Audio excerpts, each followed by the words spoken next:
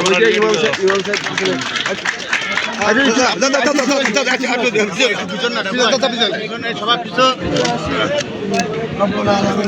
মাফ করে দাও আল্লাহ, মেহেরবানি করে গরিবের রহমত নাযিল করে দাও। বাংলাদেশকে যে মোবাইলটা একটু করুন, সুন্দর হয়, ভালো হয়, সেভাবে করে কাজ করার সহমতকে চেয়েছি।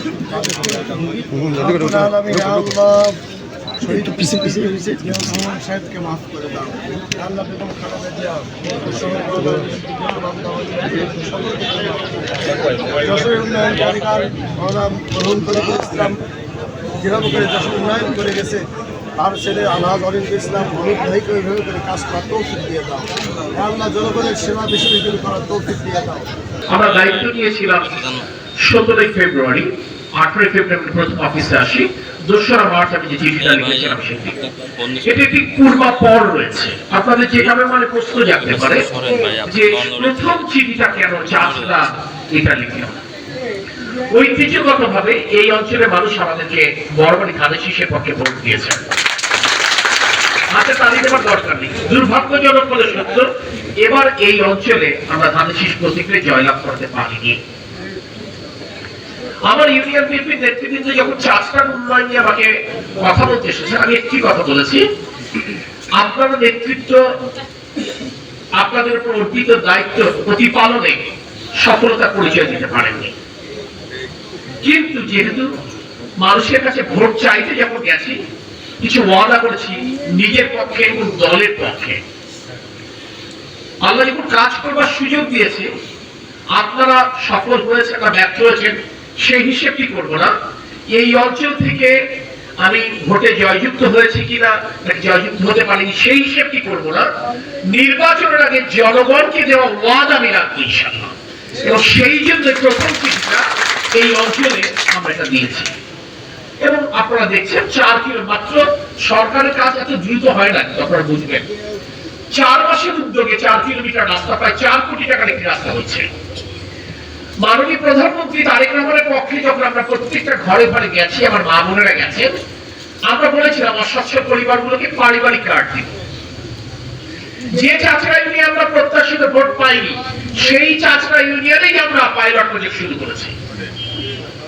অর্থাৎ যে কথাটি বলতে চাই, জনগণকে দেওয়া ওয়াদা আমরা অক্ষর অক্ষর পালন করব।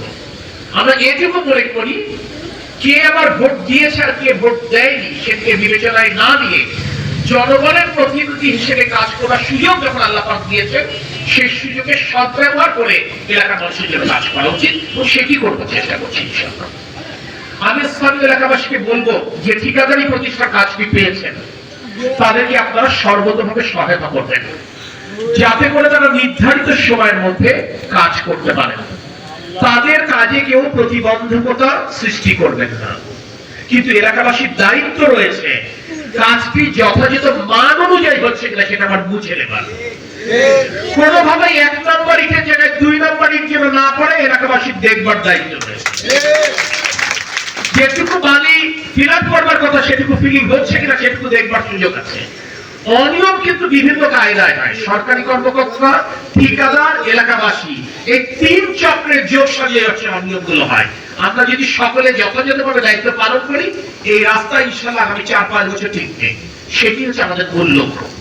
আমি আমার বক্তব্য লম্বা করবো না, শুধু এইটি বলবো, দুর্ভাগ্য এবং সৌভাগ্যবশত, মানে দুর্ভাগ্য কিংবা সৌভাগ্য বশত মাননীয় প্রধানমন্ত্রী তারেক রহমান যশোরে যে প্রথম সফর করলেন, সেটি তিনি চাচরা ইউনিয়নে এসেছিলেন এবং 500 শয্যা বিশিষ্ট মেডিকেল কলেজ হাসপাতালের ভিত্তিপ্রস্তর স্থাপন করেছিলেন।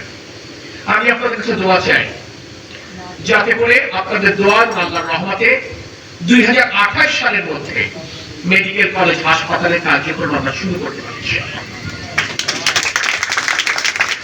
চাচরা ইউনিয়নের 7 নম্বর ওয়ার্ডে ফ্যামিলি কার্ডের পাইলট প্রজেক্ট শুরু হওয়ার কারণে চাচরা ইউনিয়ন বাসী যেমন খুশি, আমার বাকি ইউনিয়ন ও পৌরসভার মানুষ একটু মনোকষ্টে ছিলেন, তাহলে আমাদের কাজটা কত শুরু হবে।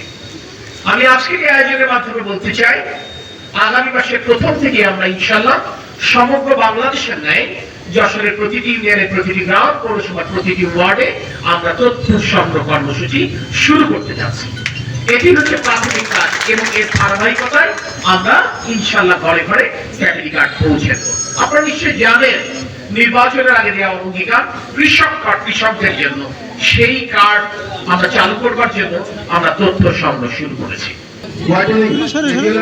আমার কাছে আছে, এই ডিওলারটা থেকে হচ্ছে ওয়াইডেনিং অফিস আছে আরএসডি থেকে রাজগঞ্জ ডিসি 1 নম্বর রাস্তাটি, উনি এই প্রথম ডিওলারের প্রথম রাস্তাটি আজকে উদ্বোধন হলো।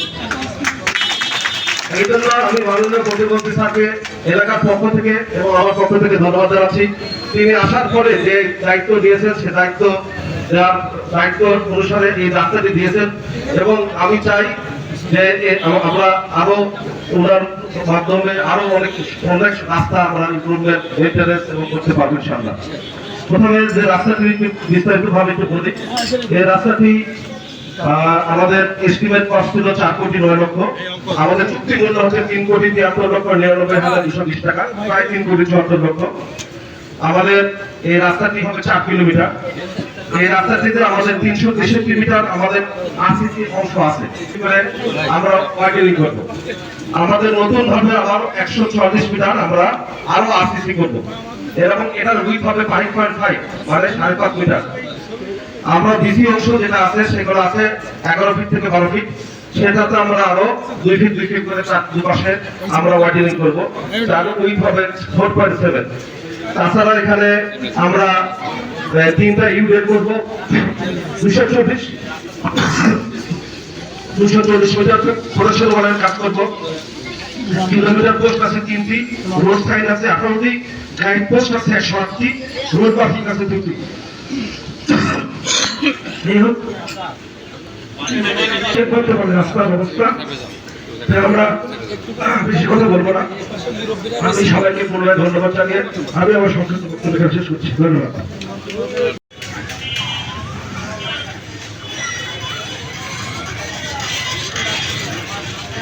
সামনে